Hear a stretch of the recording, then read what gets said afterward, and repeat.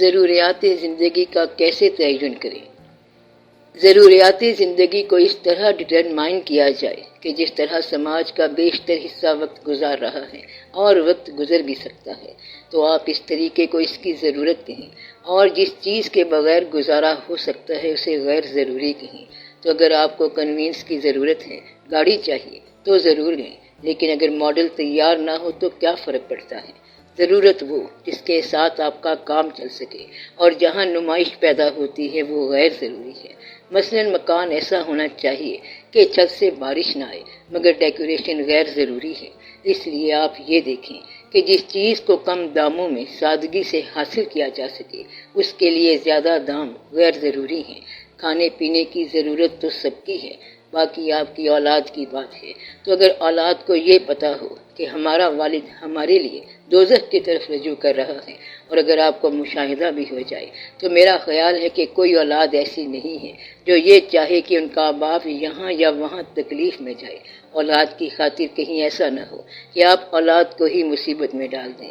یہ آپ اولاد کے نام پر ہی کریں گے۔ مثلا ایک آدمی ناجائز پیسہ لے آیا اور اولاد کو میز پر بٹھا کر کہا کہ بچوں اب بسم اللہ کرو۔ اب وہ بسم اللہ کے نام پر زہر کھا رہے ہیں۔ بچے اس بات سے آشنا نہیں ہیں کہ وہ کیا کھا رہے ہیں، وہ تو اپنا جائز حق سمجھ رہے ہیں کہ ہمارے والد صاحب جو کچھ لائے ہیں وہ صحیح ہے، آپ ان کو بے خبر رکھ کے انہیں پریشان کر رہے ہیں۔ اس طرح والدین ہی اولاد کو نقصان پہنچاتے ہیں۔ میں آپ کو بتا رہا ہوں کہ غریب لوگوں میں بھی لائق اولاد پیدا ہوئی ہے۔ آپ کو جو لوگ بڑے بڑے نظر آ رہے ہیں، ان سے اگر پتہ کرو کہ ان کی زندگی میں کیا کیا واقعات تھے تو پھر پتہ چلے گا۔ تو آپ اپنی زندگی میں اپنی اولاد کی خاطر اپنے آپ پر اتنی ہلاکت پیدا نہ کریں کہ آخر میں اولاد پر ہی یہ ہلاکت اترے۔ اولاد کے لیے کام ضرور کرو، کام بھی اتنا کرو جتنا مناسب ہو، لیکن ایسا نہ کرو کہ کل کو اگر آپ نہ ہوں تو وہ گمراہی پر مجبور ہو جائیں۔ کام کرنا تو ضروری ہے اولاد کے لیے۔ ایک آدمی ڈاکہ ڈالا کرتا تھا، جنگل سے جو کوئی گزرتا وہ پکڑ لیتا اور کہتا کہ اسٹینڈ اینڈ ڈیلیور، جو کچھ ہے رکھ دو۔ اس طرح سب کچھ لے لیا کرتا تھا۔ ان پیسوں سے وہ غریبوں کی بھی خدمت کیا کرتا تھا۔ ایک دن وہاں سے ایک بزرگ گٹھری لے کر گزرے۔ ڈاکو نے کہا یہ رکھ۔ بابا جی نے کہا بات یہ ہے کہ میں یہ رکھ تو دیتا ہوں، لیکن تم اسے کیا کرو گے؟ کیا تمہارے کوئی لواحقین ہیں جن میں یہ تقسیم کرو گے؟ اگر لواحقین ہیں تو ان سے جا کے پوچھو کہ اگر اس کے بدلے تمہیں جہنم میں جانا پڑا تو کیا وہ تمہارا ساتھ دیں گے؟ اس نے کہا یہ کون سی بات ہے، زندگی میں ساتھ ہیں تو آگے بھی ساتھ ہی ہوں گے۔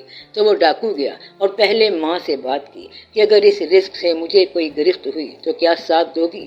اس نے کہا بیٹا ہم کب کہتے ہیں کہ تو ناجائز مال لا، ہم تو کہتے ہیں کہ رزق لا مگر جائز لا، یہ نہ ہو کہ ہم رزق کے بدلے میں جہنم میں تیرے ساتھ چلے جائیں۔ لواحقین میں سے ہر ایک نے کہا کہ ہم ساتھ نہیں دیں گے۔ تو وہ بابا جی کے پاس واپس گیا اور کہا کہ کوئی ساتھ نہیں دے گا۔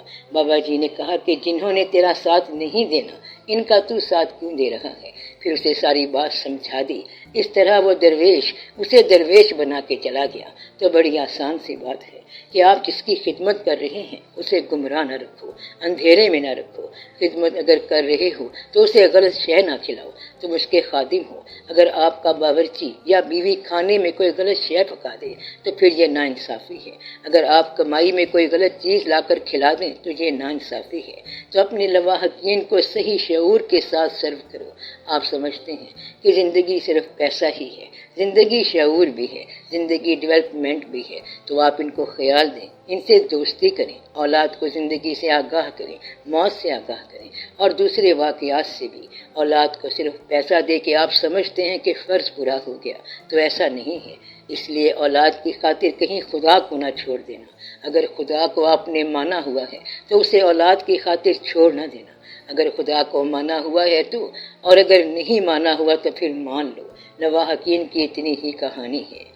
اگر زندگی میں ایسی کوئی غلطی ہو چکی ہے تو اس کا طریقہ ہے توبہ، بجائے اس کے کہ آپ اس سوچ میں پڑ جائیں کہ کیا ہوا اور کیا نہ ہوا۔ توبہ کریں، آئندہ سے اپنی اصلاح کریں اور اپنے آپ کو درست رکھیں، اولاد کی خدمت کریں تو آپ اولاد کے یہاں بھی ساتھی بن جائیں اور آئندہ کے لیے بھی ساتھی بن جائیں۔ اللہ تعالیٰ کی عبادت کا اگر موقع ملا ہے تو شکر کرو۔ بعض اوقات آرزو اللہ کے قریب لاتی ہے، بعض اوقات فاقہ خدا کے قریب لاتا ہے، غم بھی خدا کے قریب لاتا ہے۔ بعض اوقات کوئی بیماری خدا کے قریب لاتی ہے تو یہ سارے کے سارے اللہ کی طرف سے دعوت نامے ہیں کہ آؤ ہمارے پاس۔ مثلا بیماری کے ذریعے اللہ کے قریب آ گئے تو پھر اسے کہا جاتا ہے کہ تو بیماری کی بات چھوڑ، یہاں آنا تھا تو آ گیا، تو اب اللہ کے ساتھ بندے والا معاملہ کر۔ تو آپ سمجھ رہے ہیں کہ اللہ کی طرف آنے کی وجہ بیماری تھی، اور اب تعلق کی وجہ یہ بیماری نہ رہ جائے، اب اس کے ساتھ تعلق بنا لو۔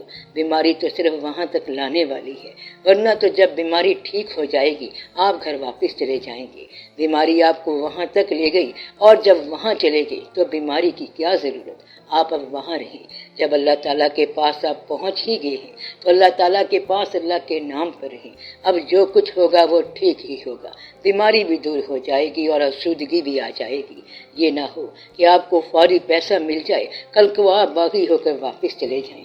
اب آپ کا فیصلہ یہ ہونا چاہیے کہ جس حال میں وہ رکھ رہا ہے اس کی مہربانی ہے، جو کچھ عطا فرما رہا ہے یہ اس کی مہربانی ہے۔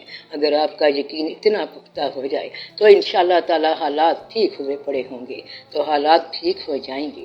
یہ نہ ہو کہ جب تک حالات ٹھیک ہو بندہ واپس چلا جائے۔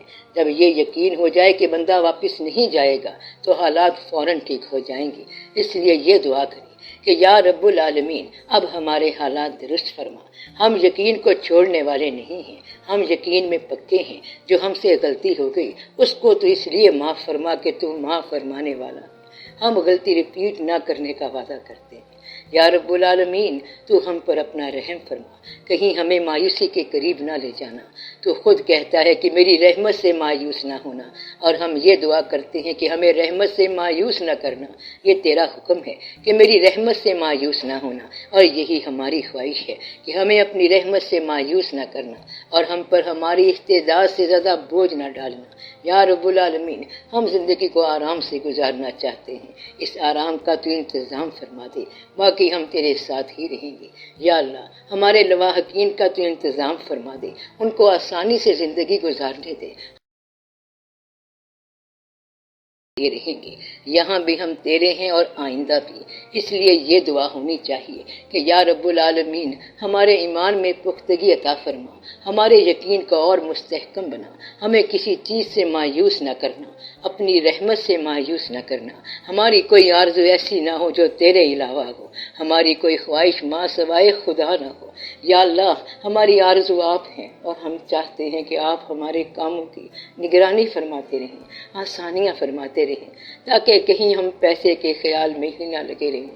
ہمیں آسانیاں عطا فرما دیں تاکہ ہم آپ کے ساتھ محبت کا اظہار کر سکیں۔ محبت میں ابتلا آ جائے تو انسان پریشان ہو جاتا ہے، پھر وہ کہتا ہے کہ پرانے زمانے میں اور واقعات تھے، آج اور واقعات ہیں۔ زندگی جو ہے وہ بڑی مشکل ہے۔ پرانے زمانے کی محبت کے جتنے واقعات ہیں ان میں کہیں بھی ایسا نہیں ہوا کہ کسی کو کوئی ضرورت ہو۔ محبت کرنے والے رانجھے کو اور نہ ہیر کو پیسوں کی ضرورت ہے۔ پیسوں کی ضرورت اس زمانے میں نہیں ہوتی تھی، یہ آج کی ضرورت ہے۔ اس لیے دعا یہ ہونی چاہیے کہ اللہ تعالیٰ آپ کے کاروبار میں برکت عطا فرمائے، کاروبار میں ترقی عطا فرمائے، آپ کے حالات میں ارتقاء ہو جائے، ترقی ہو جائے، اور آپ کے حالات ذرا بہتر ہو جائیں۔ بہتر کا مطلب یہ ہے کہ خرچ کرنے میں بھی دقت نہ ہو، کمانے میں بھی آسانی ہو، بچے بھی ٹھیک پلتے رہیں، اور ایمان بھی محفوظ ہو جائے۔ یا رب العالمین ہمیں اپنی رحمت سے مایوس نہ کرنا۔ جب ہم آپ کی رحمت سے سوال کریں تو ہمیں ملنا چاہیے۔ تو یہ دعا ہے آپ کے لیے، جسم کی بیماری کے لیے بھی دعا ہے اور روح کی بیماری کے لیے بھی دعا ہے۔ یا اللہ ہماری ظاہری اور باطنی بیماریوں کو دور فرما۔ سب سے بڑی باطنی بیماری ہے مایوسی، ظاہری بیماری تو اس کے مقابلے میں کوئی شے نہیں ہے۔ باطنی ابتلا کیا ہے؟ احساس تنہائی، تو اللہ تعالیٰ اس سے بچائے، احساس محرومی سے بچائے اور احساس تنہائی سے بچائے۔ کہیں ایسا نہ ہو کہ آپ یہ سمجھیں کہ آپ اس کائنات میں محروم ہیں، تو محروم سمجھنے والا اللہ کی رحمت سے مایوس ہو جاتا ہے۔ اگر یہ خیال آ جائے کہ مجھ پر ظلم ہوا ہے، میں مظلوم ہوں، تو پھر بھی وہ مایوس ہو جائے گا۔ دعا یہ کرو کہ اللہ تعالیٰ آپ کو محروم بھی نہ کرے، مظلوم بھی نہ کرے اور مایوس بھی نہ کرے۔ اللہ تعالیٰ آپ کو سرشار رکھے۔ اگر کوئی غریب ہے تو اللہ اسے خوشی کے ساتھ رکھے۔ یا اللہ غریبی بھی ایسی ہو کہ ہم خوش رہیں، اور دولت دے تو ایسی ہو جس سے ہم باغی نہ ہوں۔ یا اللہ دولت وہ دے کہ ہم باغی نہ ہوں، اور غریبی وہ دے کہ ہم مایوس نہ ہوں۔ آمین برحمتک یا ارحم الراحمین۔